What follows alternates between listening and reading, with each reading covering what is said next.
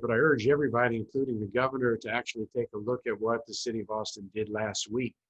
I think we did some real transformative work last week, but one thing we did not do was take a third of the police budget out of policing. We didn't take $150 million out of policing. About $20 million that we were using for unfilled police opportunities, unfilled jobs. That $20 million came from reductions in a delay of cadet classes and some overtime, putting it on the street, in the ground, so that our police weren't going to make as many emergency medical calls, putting it in shelters so that women can get out of abusive places, putting in dollars so that we can take people out of camps that are experiencing homelessness and actually get them into homes. That was $20 million.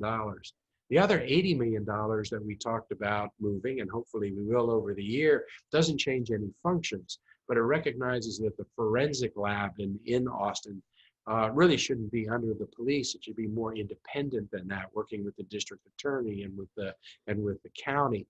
It's merging our 911 service and our 311 service. We don't have two separate operators. So $80 million without removing any function. But it's talking about things like perhaps taking internal affairs and not having that be independent, so that it's not reporting in the same chain of command that it's expected to investigate. So only $20 million got put to social services. $80 million, the functions are going to remain the same. And that last $50 million were just ideas that people put on the table that we should spend the next year taking a look at. So the first thing I say to the governor and legislature is actually look at what we did, go beyond the headline. Because when people hear exactly what we did, most of the people that I'm with support it. I don't know what the legislature would do, because I think that having an independent forensics lab is something that people are moving to all around the country. That makes sense. I don't expect the legislature to mess with that. Integrating 311 and 911 calls saves the taxpayer dollars.